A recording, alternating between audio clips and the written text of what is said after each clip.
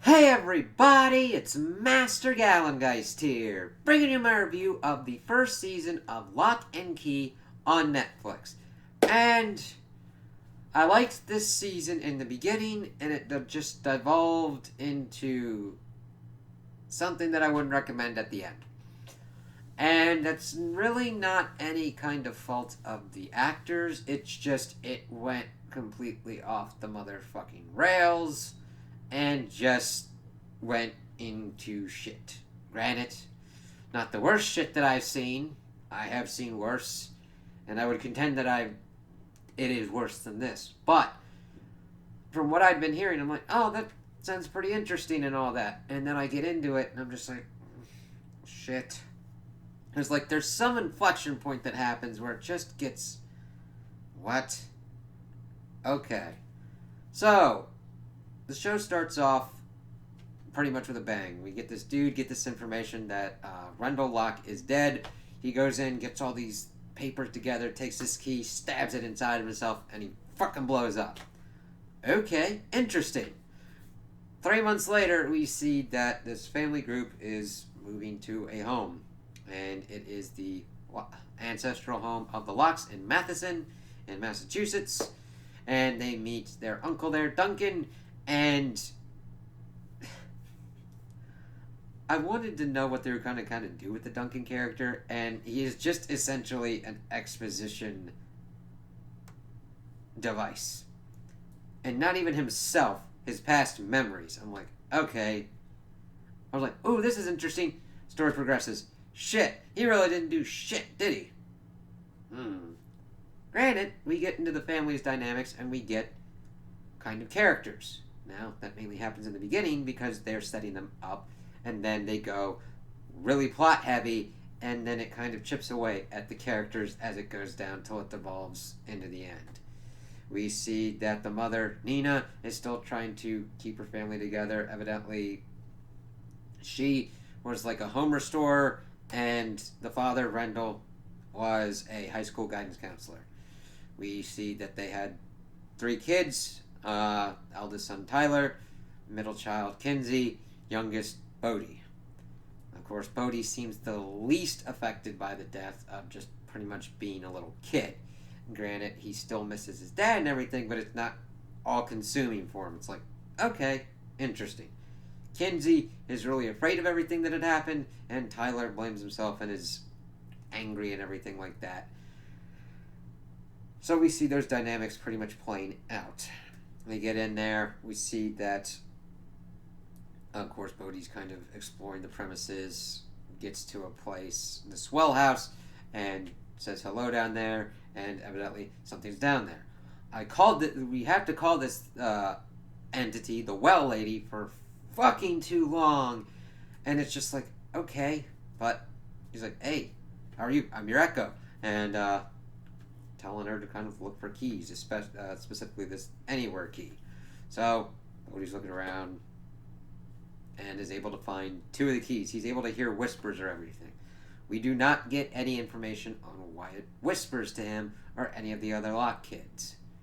I will kind of get into that stuff at the end because I looked into the comic book series that this was based off of. And once I got that information, everything became a lot more problematic as we were getting through this adaptation. So, she's like, ooh, okay, cool. Well, pretty much wanted Bodhi to use the looking glass key to pretty much trap his mother in there and kill her. But of course, Tyler gets in there, is able to pull the mom out, and the mom has no recollection of this experience. We don't get any explanation until like the end of the series, the end of the season, that evidently when you turn into an adult, you forget all of the magic kind of shit. It's like, that's really fucking stupid.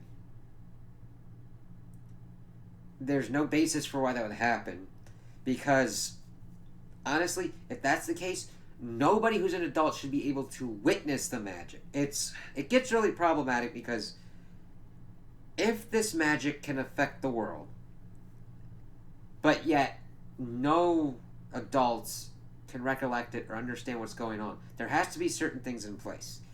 In the Percy Jackson series, there's this like mist thing that's able to obscure things and make strange supernatural events just seem to happen out of nowhere. In the Harry Potter universe, they had obliviators that would come and like act like the Men in Black and fucking wipe memories and shit. Okay, cool, but you still have that crazy person being like, motherfucker flying on a broom. Not here. This woman literally was inside of a mere fucking dimension.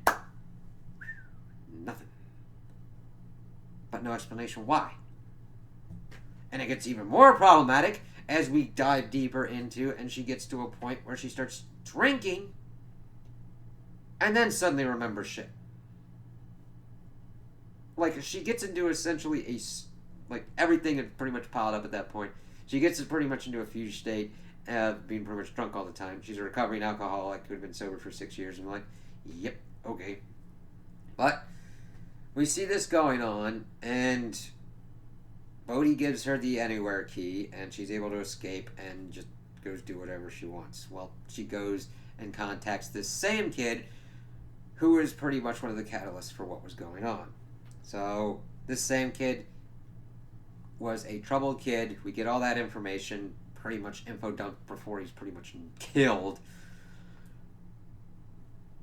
Because he comes to the Locke house pretty much sent by the well lady to gather all the rest of the keys. It's funny because that's essentially what started off this whole kind of chain of events. He goes to the Locke house because he had pretty much become friends with Tyler. He felt betrayed because Randall, the guidance counselor, had pretty much told his son to try and befriend this kid.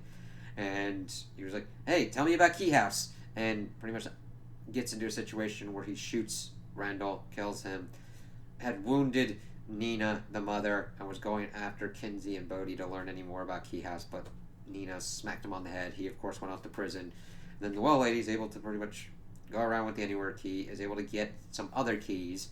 Well, she got this fire key from the kid, because it's the same one that the dude used to kill himself.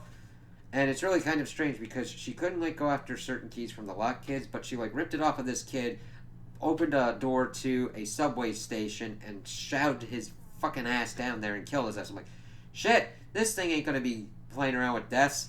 That was a wrong assumption. That was just the fucking typical, look at how bad this villain is. Okay, what the fuck are their powers? Because she essentially, when she gets the Anywhere key, goes and eats shit, goes and steals shit, goes and kind of fucks shit, but also strangles this kid. And we're like, okay, see what's going on, blah, blah, blah. She's doing her shit. We don't see her exhibit any powers whatsoever, except to just tell people, and then shadow. She's not really a very convincing, entity. She just tells people to do shit and then gets annoyed and does, like, no kind of manipulation whatsoever to really get them to do what she wants until the plot kind of makes her do certain things.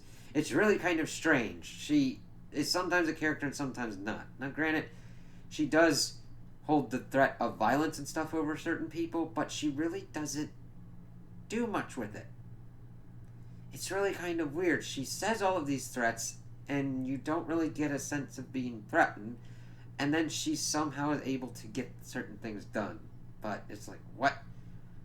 And, by the way, we don't learn until the back half that it's not a she, and it's just like, what the fuck?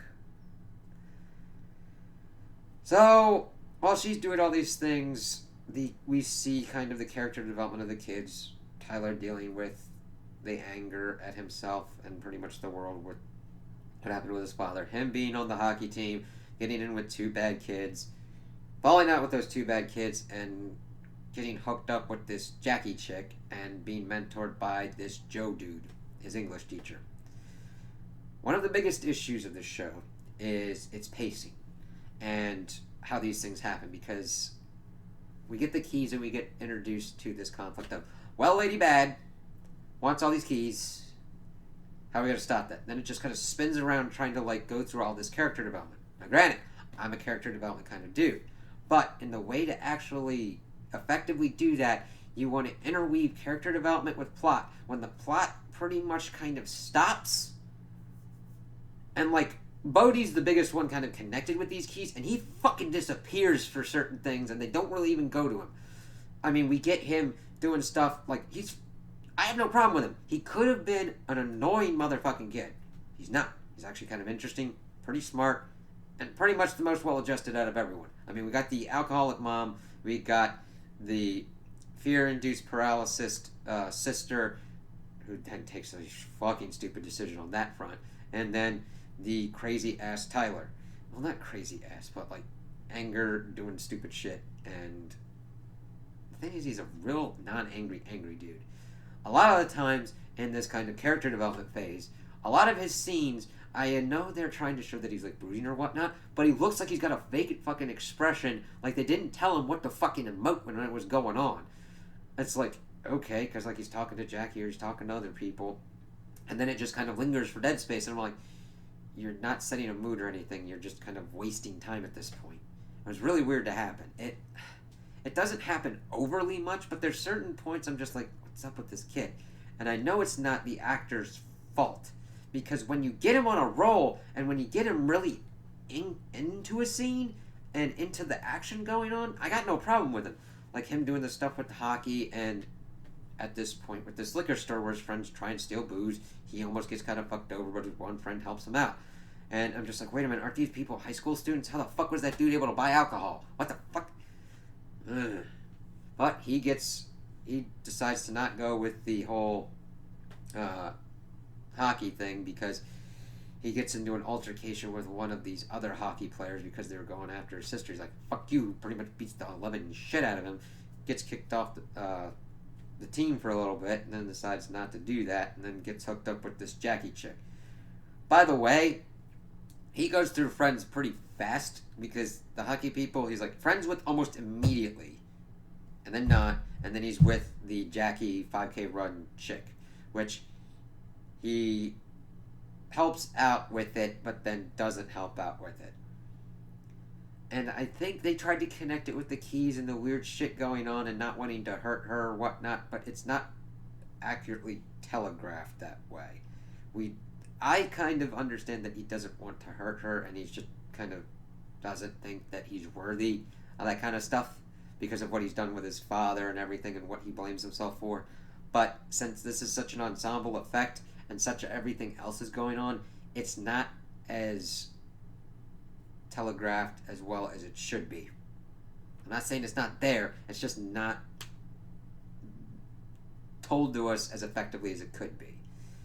While this is going on, that whole hockey incident pretty much freaks Kinsey out more, and they had found this head key that you can, like, you learn that you can take shit out. And she, like, goes in, and she wanted to see her fear attack Tyler, and she was freaked out by that, so she decided to go in, take the fear out, beat the shit out of it, stab it some, and bury it in the woods. This turns out to be one of the stupidest decisions she's ever done, because it just opens up so many fucking problems. I wish they had dealt more with her taking her fear out, because she kind of just becomes a reckless cannon doing stupid shit. Because she gets up with this, like, whole horror movie squad, which I liked her interactions with Scott. Scott was actually a more interesting character that I liked, because they met him at the ice cream shop, and they kind of hit it off from there, and then they started doing these whole kind of things with, like, a horror movie. She decided to help him out, but it reminded her too much of when Sam was pretty much trying to kind of hunt them to get information, and she just kept panicking, and that led to her having that decision of trying to take the fear out of her head. Again, I wish there was more kind of consequences to the effect, because I think removing an emotion would have had even more drastic effects than what happened, because it essentially makes her more dumb in going through certain things rather than, and when I mean dumb, it's not like she goes 2 + 2 = 5. No, I'm talking about how she just goes through chains of events that are just like, what? Pretty much because the plot demands her to be arrogant and obsessed about stuff. Now, it's not the worst I've seen, but it tips more towards being bad and being a detriment to what's going on. Never mind the fact that it's out there in the woods, when Sam comes back because the well lady has to keep using her same bag of tricks to like gather the keys, she pretty much takes him out there. It attacks him, and then it runs off in the woods, and then it attacks somebody else again, and then it runs off, and it's still fucking running around out there. Okay, that's never tied up. Oh, there's so much shit going on. Well, with this mind key, you can also add shit into your head, and the consequences of that don't really kind of get delved into either, because they put like books into Tyler's head so that way he could impress Jackie of like historical facts and shit like that. And then she's like, hey, Jane Austen's my favorite author. And he goes to try and find a book that she had mentioned to read it and all that.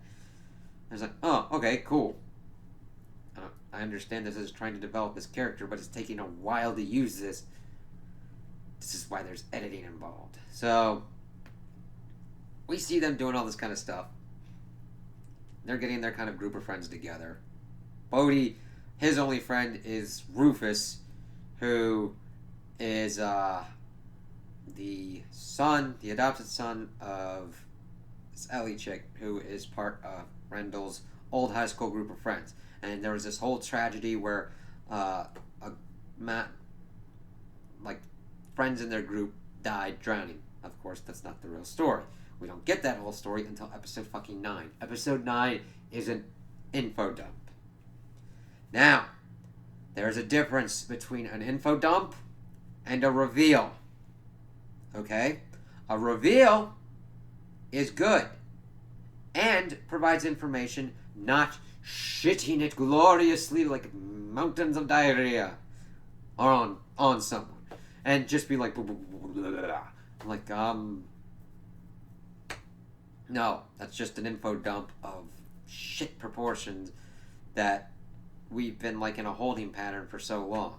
Because there's kind of this back and forth of what the well lady's doing, and then going and doing character development for a while, and then she just pops up randomly doing shit, and it's like, what the fuck? Because Tyler goes on kind of crazy and decides to flake out on Jackie at the last minute, and then hooks up with the well lady at that party, and then hooks up with her later. And I'm like, ooh. And it's just like, what the fuck is her game plan? She wants the keys. Why? And what are her powers? Don't know. Because she pretty much, in the Sam episode, it's really fucking weird. Because Sam, they've pretty much gotten him to a point of being okay. We see more of his info dump as he, yes, because his was an info dump right before he got fucking killed. I don't know if he's actually dead, but we'll have to see how that goes. Because his father was an abusive father, and he's apologizing to Tyler and all that kind of stuff. And he's pretty much getting ready to give the keys over. But of course, well lady comes in, fucking judo chops Tyler like a pansy-ass bitch, and then like knocks down Nina. To be honest, there's been nothing shown that those two couldn't have fucking taken her pansy ass and fucking wrecked her shit around the room. Then of course she goes up, says Sam sucks ass, stabs his ass, takes all the keys, goes. Sam tries to escape before everything starts coming to hammer down on him, opens up the winter study door and gets sucked out as a spirit before they close the door, and he's just floating around and then disappears. We don't know what happens to him. They call him dead, but I mean, his spirit's fucking doing the shit, and then, poof, never to hear from him again. Oh, and also, there is a key to a music box that can allow you to make people do whatever you want. We see this done for comedic effect and being cruelly done with Eden, who's a bully at the school and was bullying Kinsey and all that, and we see Gabe egging Kinsey on to use it, and the Locke kids don't use it. Like, they don't go and try and figure out what the range is on this goddamn thing. Like, we don't know if people have to hear the music. We don't know what's going on with the music. They could have used that on the goddamn well lady to fucking stop all this shit. Honestly, there was a thing that could have been used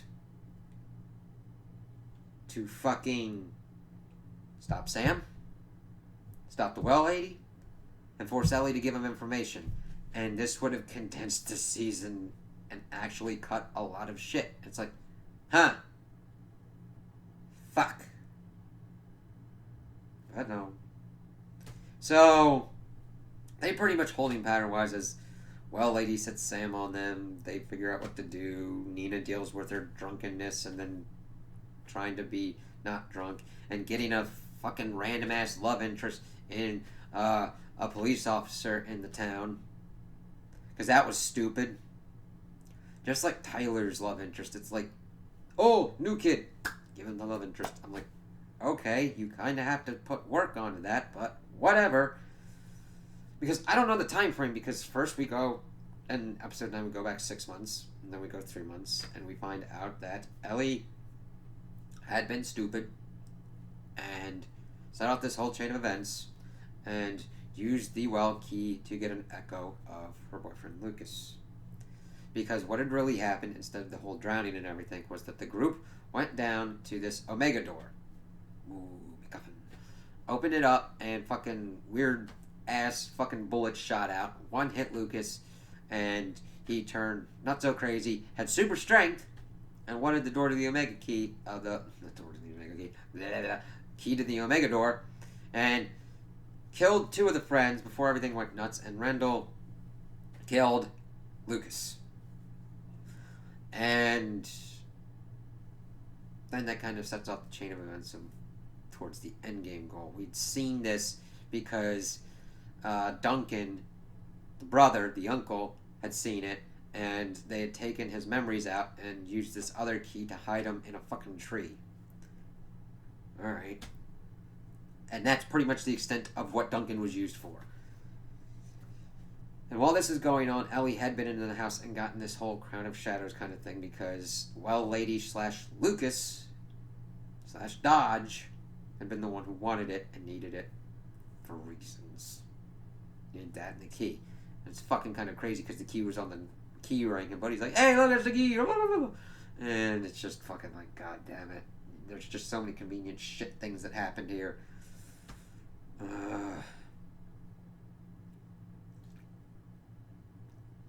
But then they decided to be the keepers of the keys. They split up the keys and everything. Ellie got the identity key and the echo key. And for some reason... Let me walk you through this with me. Alright. First time we are introduced to this echo key business. It says that it can, like, provide an echo person. I don't know about you, but if somebody starts acting differently, like they're possessed by something that came from another door from another dimension, if you said that person's name, it would be the person, not the entity of which you have no idea what their name is, to appear instead. Because, of course, it's the entity instead of actually Lucas. I don't get that. I really don't. Makes no sense.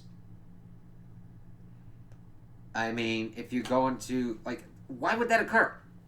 Do these beings then fuse with the people's souls? Usually, in possession, there would be 2 souls within there. One would have control, the other would be in the back seat. They're usually not together, because you can, fucking exercise the extra spirit. Yo, we got like a 10-pound shit in a 5-pound bag, get that other shit out of here. But no, for some reason, it brings the demon thing back, and Ellie pretty much helps his ass for all this time, using the identity key to become a woman and all that shit. I'm just like, alright, this kind of's gone fucking stupid. And, oh god, we get to the end game where they try... Ellie is revealing all this information to them. And she didn't bring the crown with her when she went to meet with them. So she conveniently has to go back to the place to get the crown of shadows. So that way, fucking demon dude can, like, fucking implement his plan. It's so fucking plot demands that it happens. It's fucking stupid. Never mind the fact that the main reason for it is this cheesy fucking line of when the dude's like, "Hey, I got the crown, I got the key. Hello, darkness, my old friend." It's just, and I don't blame the actor. I understand that it's supposed to come off as serious and like, oh shit's about to get real. It fucking doesn't. So he then goes, turns himself into the chick, goes and tries to find the keys to the key to the Omega door, which, by the way, the key to the Omega door was hidden in Rendell's head. Another thing I need to go through. Motherfucker was cremated. Alright? And from what I could tell, this whole mind thing would essentially be a pocket dimension in my view. What I mean by this is, when you're going inside someone's head, you're not actually going into their fucking brain. Okay? This is how I had it before we got the fuckery that was this.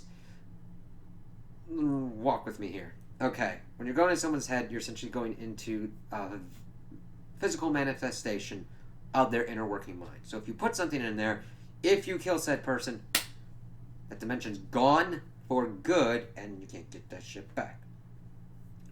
But while Nina's having her drunk self and playing with the Chronicles of Narnia thing, which can actually fix shit, which she actually tries to put in his ashes to try and fix him, which I don't have a problem with, but once the urn is smashed, we find that the Omega Key's in the ashes. So, why? If it's inside of his brain space, it would have been melted down in the fire when somebody's cremating something. And if it's not melted down in the fire, wouldn't the people of the crematorium, the crematorium, be like, "Hey, that's kind of fucking weird that there's a fucking key that didn't melt right here, because you gotta have a high heat to do that to a body." Oh, fuck me, man. I was just like, no. Now, was it melted and that it was remade by the cabinet? Maybe. But there's so many holes with it. Not nitpicking wise, we don't know, you need to stick to kind of rules. How does this work? Are there books in Tyler's head now? Is there a bit of brain missing from Kinsey? I'm sure he's kind of still out on that one, but it wouldn't be a kind of irrational thing. Because here's the thing. According to the graphic novel, or the comic books, these keys are made by these bullets. The bullets shoot out and they're made by the iron, the whispering iron, so they're essentially demon things. Alright? That's kind of fucked up that they're putting demon things in their fucking bodies and shit. It's oh, this is having no adverse repercussions. What? You're using demon powers to fucking affect the world. That's fucking fucked. Woo! But I'm okay, that's even more problematic. And I'm just I can see why they were having issues starting to do this. Okay. We had to go off on that tangent because it was bullshit. But I'm okay, this makes no sense. And they had hidden the fucking Omega Key in the goddamn case. But we see that the well lady Dodge, the one who has no name, began her assault to get the Omega Key to open the door because of reasons. Now, granted, if she's some kind of demon thing, and I don't know, is kind of the fucking metal shit that could affect the world like the goddamn fire key, why she can't use any kind of powers to do stuff on the world. Because the minute she got out of the well house, she was just oh, I'm hungry. Okay, I understand that's kind of a thing for frickin' eldritch kind of horror things, but you kind of need to explain that shit. And if you've got any kind of fucking weird ass powers, or if you're limited to your meat bag, just explain these things. It's what the fuck? So she goes, does her shit, and her shadow is defeated by Bodhi, and then they see her on the floor. However, I had already called this. I'm where's your fucking crown? Ain't nobody gonna ask about her fucking crown. I don't know, let's just take her and put her back in the wheelhouse. In the well house. How about we put her in the Omega door? Okay. Because evidently that's the only fucking thing to do. And then Bodhi's like, I'm gonna go see if Rufus and Ellie are alright. I'm like, okay, that means that this... I called it... Predictability doesn't need to be a bad thing. It's when its execution goes like this that it gets fucking stupid. Pretty much everybody and their grandmother gets pretty much ported in here. We get Scott and we get Gabe. Oh, by the way, Kenzie was like, I could date both of you. Because she pissed off the horror squad because they went down in the caves because she wanted to see what that blue glow was and got distracted by the Omega door and almost got them all drowned. Scott was like, fuck your shit, and walked off. After that, Gabe kind of became the smoochy boo, and then she's like, hey, I can both date you. Scott's like, I ain't doing that, I'll just be your friend. This is important because Gabe becomes a fucking stupid character. That, Eden, Jackie shows up. They're like, hey, this is convenient. We need more people to carry this thing down to the caves. Which, by the way, is just like the most boring thing ever. There's no sense of tension. It's just, we're taking this down here. What happens if this demon later wakes up? I got a knife. Is that going to do anything to a demon? Nah, but it'll give us enough time to do something. It's not like you could try and, like, figure out any lore on what the fuck this shit is. Or at least test some shit. Get some silver, get some holy water, fucking start chanting in Latin for Christ's sake. Don't just fucking... test shit. Especially since we've already established that horror movies exist in this world. You got a whole fucking group of kids devoted to that motherfucker. Take her down to the cave. Like, alright, watch out for shit shooting. They open the door, fucking look, and it just starts shooting, blah, blah, blah. And they're dodging some shit. They pretty much throw her out, and then it's like, Tyler. I'm like, that's Ellie, isn't it? She gets sucked in. They close the door. You don't obviously see anybody get shot, but you know they did. So, they're dealing with everything. The mom pretty much made the decision after the fact to like move them all away, but they're like, no, we like it here and everything. They've got all the keys and all that, and it's like, yeah, we did our victory. They're still looking for Ellie, and then we of course get the reveal that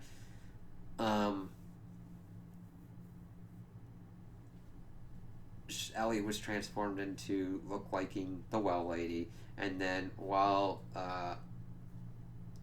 the one who has no name, Shadow, was stabbed, she drags her in and plops her down. You want to know what's a funny kind of thing? When they're doing this reveal, you can clearly hear her high heels clicking on the floor while she is moving Ellie's unconscious body, who's been unconscious for a fucking long time, by the way. Like, I mean, she probably got, like, knocked out by that bitch at her house. Well, unless it's some kind of magical power, I don't think, like, or it was a really fucking hard hit, that you'd be asleep long enough to magically get thrown through the Omega door. Never mind the fact that Bodhi and the rest of the people, he immediately stabbed her and looked down, and there was the body. Because with this reveal, it's like, you should have seen the crowned one fucking around. And we find out that she is actually Gabe. Joy. So, an innocent Ellie has had her problems as well throughout this season, but I don't think she deserved to be thrown into a demon dimension, even though she fucking brought a demon back. And we see that Eden had been shot, and now those two are teamed up to do fucka-bucka-doodle all this shit. And that's pretty much where it ends. So, needless to say, I enjoyed the first couple bits of this season.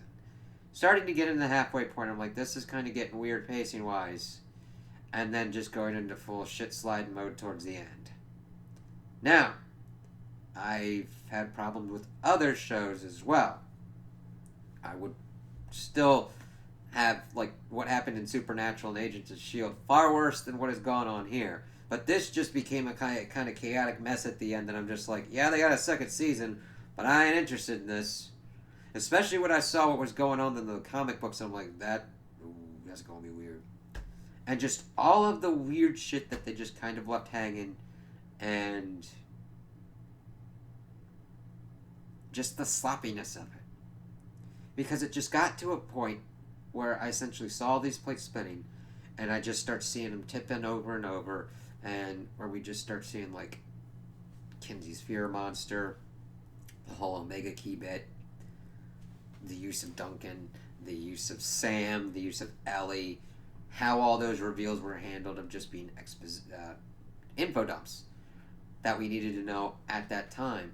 And like we're saying, with character development happening right when he's pretty much killed. Oh, God. Now, design and effects-wise, pretty cool. I liked what the keys were able to do, how the effects were done for those keys. I love the look of the Locke house. It was really kind of cool and really did a very good job of like a haunted house kind of vibe and a really interesting kind of vibe. I really didn't have much See, it's really hard to divorce like actors and the content. Like, I'd have to see other kind of things with these actors to be like if they're good or not. Now, granted, Bodhi was good. I had no problem with really any actors. It's mainly the content of what they were given, of what happened with the characters. Nina, the mother, was fucking useless. Like, they did really nothing with her. Her arc was pretty much husband's death. Pretty much get fucked around, put into a thing to forget magic, and then finally getting re-traumatized again to fall off the wagon and then do all these things. She was tangentially connected and everything, and it just felt like, here's an ensemble cast, she gets the least amount of time. Bodhi, we don't want to overexpose because we don't want him to become the annoying kid. I understand that fact, but I really think Bodhi should have been the linchpin. Because how they did it was that they pretty much made the brother and the sister the linchpin and had to divide that spotlight time most of the time and then just kind of like throwing it around. It just fucking... I was really disappointed when I got to the end of this because I really liked the potential and the concepts and what was kind of going on. But I know that Stephen King's son wrote this. And you can tell because when you try and adapt it, you get a crapshoot. Because there's a lot of cool stories that Stephen King has done, and I looked into what the comic book series was, and it was kind of interesting, but kind of opens up some like, what the fuck? And I can understand people liking that source material better than this adaptation. Their kind of works are very hard to adapt because they usually play with concepts that they leave more to the imagination. And this just went... Like, the whole demon things. Like, you don't have to tell... Not everything needs to be revealed, but you need to have some basic fucking ground rules for what they can and can't do. Because, honestly, nothing showed me that fucking well lady person with no name bullshit couldn't have been fucking taken out by someone. I mean, Tyler plays hockey, for Christ's sake. I mean, that's a fucking physically demanding sport. I'm not gonna say that he can fucking karate chop the shit out of her ass, but he can fucking, like, check her ass. I mean, shit. Ugh. When you are making a world, you need those rules to be set, and you need them to be understandable and to work within those. If there are no rules and things change all willy-nilly, why the fuck am I paying attention?